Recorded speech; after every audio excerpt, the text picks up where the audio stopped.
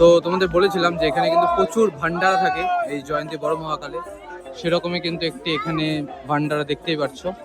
এবং আমরা বেরোনোর পর থেকে মানে আমি সেরকম কিছু খাইনি, তো আশা করি আগে ভান্ডারা থেকে কিছু খাওয়া দাওয়া করি, তারপরে আরো যাওয়া যাবে, কারণ অনেকটা যেতে হবে। গরম গরম ভাত ডাল সবজি ভাজা, গরম গরম ভাত ডাল সবজি ভাজা।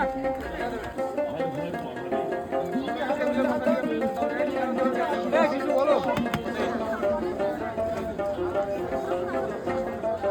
কিন্তু রয়েছে সাদা ভাত, ডাল, সবজি, পাঁপড়, এবং এরকম করে আমরা কিন্তু যেতে যেতে এরকম অনেকগুলো ভান্ডারা পাবো।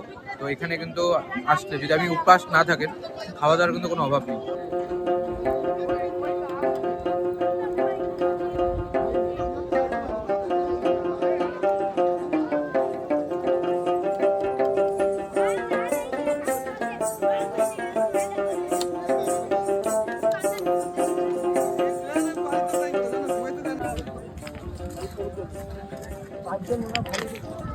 এখানে কিন্তু আশেপাশে প্রচুর ভান্ডারা রয়েছে, যারা খাওয়া দাওয়া করতে পারেন।